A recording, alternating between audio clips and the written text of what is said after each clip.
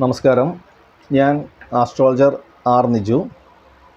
നമ്മൾക്കിന്ന് ചിന്തിക്കുന്നൊരു വിഷയമെന്ന് വെച്ച് കഴിഞ്ഞാൽ ഒരു ക്ഷേത്ര ദർശനം നമുക്ക് എങ്ങനെ ചെയ്യാം എന്ന് ചിന്തിക്കാം. അപ്പോൾ അതിൽ നമ്മളുടെ അടുത്ത് എല്ലാവരുടെയും വീടിനടുത്ത് ഉണ്ടാവുന്നൊരു ക്ഷേത്രമായിരിക്കും ഒരു ദേവീ ക്ഷേത്രമെങ്കിലും. അപ്പോൾ നമുക്ക് എപ്പോഴും പോകാൻ സാധിക്കുന്നതും കൂടുതൽ നമ്മൾക്ക് അടുപ്പമുള്ളതും ആ ദേവീ ക്ഷേത്രവുമായി ബന്ധപ്പെട്ടായിരിക്കും. പൊതുവേ നമ്മളുടെ കേരളീയത്തിൽ കൂടുതൽ കാണപ്പെടുന്നത് ഭദ്രകാളി ക്ഷേത്രങ്ങളായിരിക്കും. അപ്പോൾ ആ ഭദ്രകാളി ക്ഷേത്രവുമായി ബന്ധപ്പെട്ട് നമ്മൾ പോകുമ്പോൾ ആ ക്ഷേത്രത്തിൽ നിന്ന് നമുക്കൊരു ചൈതന്യവും ആ ക്ഷേത്രത്തിൽ നിന്ന് നമ്മൾ ആർജിക്കേണ്ടതായിട്ടുള്ളൊരു ഫലവുമുണ്ട്. അതൊരു ക്ഷേത്ര ദർശനം നടത്തിയാൽ നമ്മൾക്കത് എങ്ങനെ കിട്ടും, അല്ലെങ്കിൽ ആ ക്ഷേത്ര ദർശനം കൊണ്ട് നമുക്ക് എന്താണ് അതിൻ്റെ ഗുണഫലങ്ങൾ നമുക്ക് കിട്ടുക എന്നുള്ളത് നമുക്കൊന്ന് ചിന്തിക്കാം. ആദ്യം തന്നെ നമ്മളൊരു ക്ഷേത്രത്തിൽ ചെന്നാൽ ആ ക്ഷേത്രവുമായി ബന്ധപ്പെട്ട് ആ ക്ഷേത്രത്തിന് മുന്നിലോ അല്ലെങ്കിൽ ആ ക്ഷേത്രത്തിൻ്റെ ഏതെങ്കിലും ഒരു ഭാഗത്ത് ഒരാളുണ്ടാവും. അങ്ങനെ ഒരു ആല് എല്ലാ ക്ഷേത്രത്തിലും ഉണ്ടാവണമെന്നില്ല. എന്നാൽ പോലും ഉള്ള ക്ഷേത്രങ്ങളാണെങ്കിൽ ആ ക്ഷേത്രത്തിൻ്റെ ആലിനെ നമ്മളൊന്ന് പ്രാർത്ഥിച്ച് ആലിനൊരു 6 പ്രദക്ഷിണം ആലിനൊരു 7 പ്രദക്ഷിണം ചെയ്ത് ആ ക്ഷേത്രവുമായി ബന്ധപ്പെട്ട് നിൽക്കുന്ന മൂർത്തി ആരാണോ ആ മൂർത്തിയെ വണങ്ങി ആ ക്ഷേത്രത്തിനുള്ളിലോട്ട് കയറാം. ക്ഷേത്ര ദർശനത്തിനായിട്ട് നമ്മൾ ആദ്യം ആ മൂർത്തിയുടെ മുന്നിൽ ചെന്ന് നിന്ന് കഴിഞ്ഞ് കഴിഞ്ഞാൽ നമ്മളുടെ മനസ്സ് എന്ന് പറയുന്ന ആ സങ്കല്പത്തെ കൂടുതൽ ശാന്തമാക്കുവാൻ ശ്രമിക്കുക. ആ ക്ഷേത്രത്തിൽ ആരാധനാ സങ്കല്പമായിരിക്കുന്ന ദേവി ആരാണോ ആ ദേവിയുടെ മൂലമന്ത്രം അതല്ലെങ്കിൽ ആ ദേവിയുടെ നാമത്തെ ജപിക്കുക. ആ നാമജപം ഏറ്റവും കൂടുതൽ പ്രാധാന്യത്തോടുകൂടി മനസ്സേകാഗ്രതയോടുകൂടി നമ്മൾ ചെയ്താൽ നമ്മുടെ മനസ്സു ശരീരം എന്ന് പറയുന്ന സങ്കല്പം ഒരേപോലെ പ്രവർത്തിച്ചാൽ മാത്രമേ നമ്മൾക്ക് ആ സങ്കല്പത്തിലോട്ട്, അവിടെ ഇരിക്കുന്ന ആ മൂർത്തി സങ്കല്പത്തിലോട്ട് അല്ലെങ്കിൽ ആ ദേവ ചൈതന്യത്തിലോട്ട് നമുക്ക് എത്താൻ സാധിക്കൂ. അപ്പം നമ്മുടെ മുമ്പിലിരിക്കുന്ന അല്ലെങ്കിൽ മുമ്പിൽ നിൽക്കുന്ന ആ ദേവതാബന്ധത്തിൻ്റെ ആ ബിംബത്തെ നമ്മൾ പൂർണ്ണമായും ഉൾക്കൊണ്ട് ആ ദേവീനാമത്തെ നമ്മൾ ജപിച്ച് പ്രാർത്ഥിക്കുക എന്ന് പറയുമ്പോൾ ജപമാണ് അല്ലെങ്കിൽ നാമമാണ് ഏറ്റവും വലിയ പ്രാർത്ഥന. ഇപ്പോൾ പലരും ക്ഷേത്രത്തിൽ ചെന്ന് കഴിഞ്ഞ് കഴിഞ്ഞാൽ അവരുടെ ഒരു മനസ്സിലെ പ്രാർത്ഥന എന്ന് പറയുന്നത് മക്കൾക്ക് നല്ല വിദ്യാഭ്യാസം നൽകണം, മകളുടെ കല്യാണം നടക്കണം, അതേപോലെ തന്നെ ഭർത്താവിന് നല്ല ജോലി ഉണ്ടാവണം എന്നൊക്കെ ആയിരിക്കും. അപ്പോൾ അത് നമ്മളുടെ മനസ്സിലുള്ള നമ്മളുടെ ഒരു കാര്യങ്ങൾ നടക്കാനുള്ള ഒരു വ്യഗ്രതയാണ് നമ്മൾ ആ ക്ഷേത്രത്തിൽ വരുമ്പോൾ നമ്മൾ കാണിക്കുക.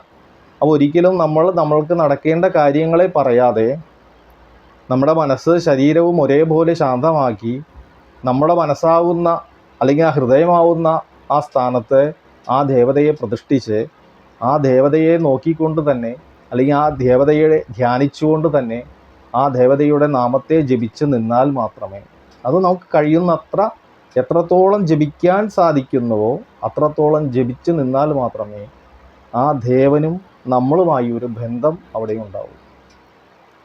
അതാണ് നമ്മൾ കൂടുതലും ക്ഷേത്രത്തിൽ കയറി കഴിഞ്ഞാൽ മൊബൈൽ ഫോൺ ഉപയോഗിക്കരുത്.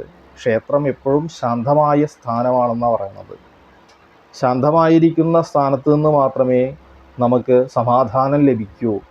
അപ്പോൾ നമുക്കൊരിത്തിരി സമാധാനത്തിന് വേണ്ടിയിട്ടാണ് നമ്മളൊരു ക്ഷേത്ര ദർശനം നടത്തുന്നത്. പലരുടെയും മനസ്സ് അലഞ്ഞു തിരിഞ്ഞ് നടക്കുന്ന അല്ലെങ്കിൽ സെക്കൻഡിൽ കുതിരയെ പോലെ പായുന്നൊരവസ്ഥയിലാണ് പലരുടെയും മനസ്സ്. അപ്പോൾ ഇത്തിരി നേരമെങ്കിലും നമ്മുടെ മനസ്സിനെ ശാന്തമാക്കാൻ സാധിക്കുന്ന സ്ഥാനം ക്ഷേത്രമാണ്. ആ ശാന്തത നമുക്ക് ലഭിക്കണമെന്നുണ്ടെങ്കിൽ അതാത് ദേവതയുടെ നാമത്തെ ജപിച്ച് നമ്മളും ആ ദേവനുമായി ഒരു ബന്ധം അവിടെ വളർത്തിയാൽ മാത്രമേ അത് നമുക്ക് സാധിക്കൂ. അപ്പോൾ ദേവീ ക്ഷേത്രമാണെങ്കിൽ ആ ദേവതയുടെ നാമം ജപിക്കുക, സഹസ്രനാമം ജപിക്കുക, അതേപോലെ തന്നെ ആ ദേവിയുടെ കീർത്തനം ഏതാണോ ആ കീർത്തനത്തെ ജപിക്കുക, ധ്യാനം ഏതാണോ ആ ധ്യാനത്തെ ജപിക്കുക. ഇതെല്ലാം നമ്മൾ ജപിച്ചതിന് ശേഷം ആ ക്ഷേത്രത്തിൽ ആ ദേവതയ്ക്ക്, ഇപ്പോൾ ഭദ്രകാളി ക്ഷേത്രമാണെങ്കിൽ ആ ദേവതയ്ക്ക് ഒരു 6 പ്രദക്ഷിണമെങ്കിലും നമ്മൾ ആ ക്ഷേത്രത്തിന് ചെയ്യാം. ആ പ്രദക്ഷിണ രീതിക്കും ഒരു പ്രത്യേകതയുണ്ട്. അതെന്താണെന്ന് വെച്ച് കഴിഞ്ഞാൽ 9 മാസം പൂർണ്ണ ഗർഭിണിയായിട്ടുള്ള ഒരു സ്ത്രീ, ആ സ്ത്രീക്ക് എങ്ങനെയാണോ നടക്കാൻ സാധിക്കുന്നത് അത്രയും ശ്രദ്ധയോടുകൂടി, അത്രയും സ്പീഡ് കുറച്ച്, അതായത് വളരെ ലളിതമായിട്ട്, വളരെ സിമ്പിളായിട്ട്, വളരെ ശാന്തമായിട്ട് എത്രത്തോളം ശ്രദ്ധയോടുകൂടി നമുക്ക് നടക്കാൻ സാധിക്കുന്നു, അതായത് ഓടി ഒരു പ്രദക്ഷിണം ചെയ്യാതെ പൂർണ്ണ ഗർഭിണിയായിരിക്കുന്ന സ്ത്രീക്ക് എങ്ങനെയാണോ നടക്കാൻ സാധിക്കുന്നത്, അവരെത്രത്തോളം ശ്രദ്ധയോടുകൂടിയാണ് നടക്കുന്നത്, അത്രത്തോളം ശ്രദ്ധയോടുകൂടി വളരെ നോർമലായിട്ട് ആ പ്രദക്ഷിണം പൂർത്തീകരിക്കുക. അങ്ങനെ പൂർത്തീകരിച്ചതിന് ശേഷം ഉപദേവതകളുണ്ടെങ്കിൽ ആ ഉപദേവതകളുടെ അടുത്തും കൂടി പ്രദക്ഷിണങ്ങൾ ചെയ്യാൻ പറ്റുന്ന സ്ഥലമാണെങ്കിൽ പ്രദക്ഷിണം അവിടേക്ക് ഒരു പ്രദക്ഷിണം വെച്ച് ചെയ്താലും മതി. ഉപദേവതകൾക്ക് പ്രാധാന്യം അവിടെ നമ്മൾക്ക് കാണിക്കേണ്ടത് എപ്പോഴും ആ മൂലസ്ഥാനത്തിരിക്കുന്ന ആ ദേവതയ്ക്ക് മാത്രമാണ്. ബാക്കിയുള്ളവർക്കൊക്കെ ഒറ്റ പ്രദക്ഷിണം ചെയ്യാൻ സാധിക്കുമെങ്കിൽ ഒറ്റ പ്രദക്ഷിണം ചെയ്ത്, ഇല്ലെങ്കിൽ തൊഴുത് പ്രാർത്ഥിച്ച് തിരിച്ച് നമ്മൾ ആ ദേവതയുടെ മുമ്പിലോട്ട് വന്ന് നിൽക്കാം. അവിടെ ആ പ്രാർത്ഥനകൾ പൂർത്തീകരിച്ചതിന് ശേഷം നമ്മൾ പുറത്തോട്ട് ഇറങ്ങുമ്പോൾ നമ്മുടെ മുൻഭാഗം കാണിക്കാതെ, അതായത് പൃഷ്ഠഭാഗം കാണിക്കാതെ നമ്മൾ നേരെ തന്നെ ദേവിയെ നോക്കിക്കൊണ്ട് തന്നെ പുറംതിരിഞ്ഞ് ഇറങ്ങാതെ ശ്രദ്ധിക്കുക.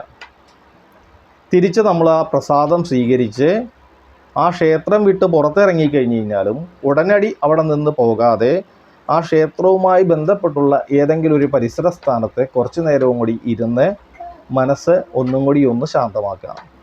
അതിനുശേഷം മാത്രമേ നമ്മൾ ആ ക്ഷേത്രത്തിൽ നിന്ന് പുറത്തോട്ട് പോകാവൂ, ആ ക്ഷേത്ര പരിസരത്ത് നിന്ന് നമ്മൾ പുറത്തോട്ട് പോകാവൂ. എപ്പോഴും ഏതൊരു ക്ഷേത്രത്തിൽ നമ്മൾ പോയാലും 2 മിനിറ്റ് കൊണ്ടോ 3 മിനിറ്റ് കൊണ്ടോ പോയി തൊഴുകാതെ കൂടുതലും നമ്മൾ കുറച്ച് സമയം അവിടെ ചിലവഴിക്കാൻ കണക്കാക്കി തന്നെ ആ ക്ഷേത്രത്തിൽ പോവേണ്ടതാണ്. അതാണ് ഒരു ക്ഷേത്ര ദർശനം കൊണ്ട് നിങ്ങൾക്ക് കിട്ടാവുന്ന പുണ്യവും അതിൻ്റെ ഫലവും അതിൻ്റെ യോഗങ്ങളും.